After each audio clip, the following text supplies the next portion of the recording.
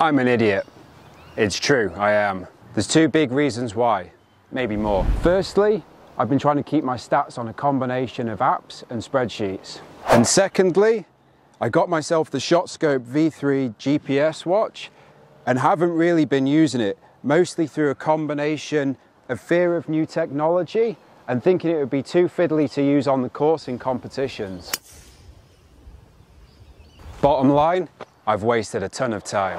So if you've not come across the ShotScope V3 before, it's effectively a GPS watch for golfers. So it looks very similar in size and shape and design to an iWatch, and an added bonus that comes with it is it's got in the region of 36,000 different golf courses mapped on it. That alone would be a great selling point, but on top of that, it also has a really great GPS system that's going to track all of your rounds and stats for you.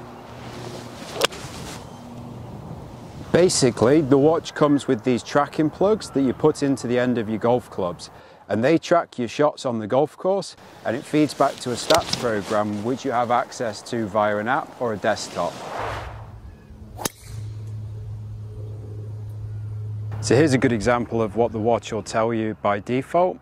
You get to your golf ball and it'll tell you on this par 5, I'm 214 yards from the centre of the green, 202 from the front, 224 to the back of the green. If you unlock the padlock, you can then have some other options. Firstly, you can click at the top and you'll see that the tee shot went 266 yards and that was hit with a driver. The D stands for driver. Move back and again pressing up here on the top right. You can then see some options. So it's saying if you wanted to lay up at 200 yards, hit it 19, you can move through and you get another layup distance, and then to the next bunker, 150 to the front, 169 to carry, and so forth to the bunkers in front of the green. So there's no water on this hole. That's the information it gives you, or the standard front, middle and back. So when my watch arrived, I put it straight into play, but only as a GPS, and when you first get the watch you can toggle between GPS or GPS and tracking. I thought it was going to be fiddly, so I went with just GPS, but straight away loved it. It's super comfortable, doesn't get in the way when you're swinging, and it gives you really accurate measurements from what I can tell.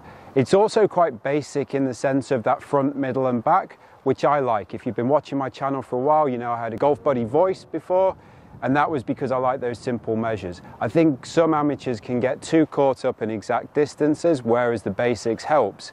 This does go that extra mile though, and gives you the information that you can move between to see bunkers, hazards, and things like that. So it's more advanced, but still comfortable, quick and easy to use.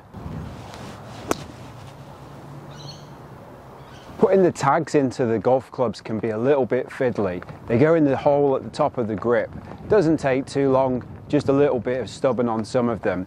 You then go to the dashboard on the ShotScope app and you can activate the clubs. And that's all you do. When you're on the course, the tags and the watch then talk to each other. That's with everything except for the putter. When it comes to putting, that's a little bit different. The clubs know when you're on the green from the GPS, and when you look at your watch on the green, it's changed to a pin collect mode with the different number of putt options. And there's nothing much you have to do at this point. You go ahead and putt like normal. It's when you actually hold the putt that you then need to tell it how many putts you had. That's what I thought would be fiddly, but once you get into it, it's really not a problem. That's also how it knows where the pin was on the course. So when it comes to mapping,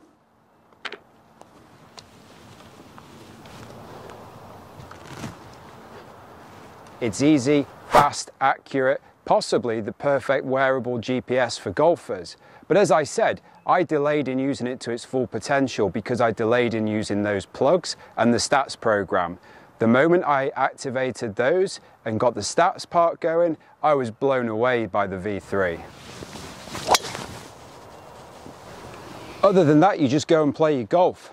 The tags will talk to the watch and it'll track everything for you. At the end of your round, when it's in the clubhouse or whether it's at home, you'll sync them up through the app. It'll talk to the dashboard, stat everything, and that's when the magic will happen. As I said though, it's after your round when you get back home that this thing really comes into its own. And that's when you sync it with the dashboard and everything is done for you automatically. So straight away you have access to things like you can see the map for the round of golf that you've just played.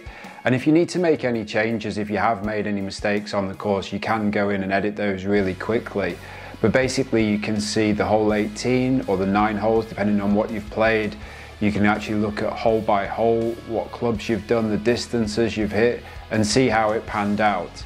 And the more that you play with it, you'll see that the more it's going to track those distances and provide you with averages. It'll tell you things like what your longest shots were, but it'll give you your averages and performance averages. The performance average is really interesting because it takes out those anomalies. We all know at some point we're going to hit a terrible shot and it's not really our average, so it works out that for you, which is all great as you go along. The brilliance of this though is when you start to dig down into a bit more of the performance that you've got going on. There's a performance tab that you can go to, and from there really drill down into all different sections of your game and in all different areas. So you say tee shots, approaches, short game, putting, scoring. This is the part that's going to really help you, and this is going to help you to understand where you need to go to improve. Like I said, the more you play, the more information you'll have in there, the more useful this will be. But even better still is the strokes gained. That's brilliant for telling you where you're making up shots on people and where you're losing shots. And the fact that you can now go in and compare who it is that you're getting tracked against is fantastic. So you can see yourself versus a tour player, scratch marker, 5 handicap, 10, 15, 20, 25. So you can pick the bracket that's most relevant for you and then compare your information against people in that category around the world and see where do you have strengths and weaknesses. So this is going to give you that data straight away and in order to make you improve. If you liked this video and you want to see another review I did, check out this one on the tour tee and whether it can really add extra distance to your golf game.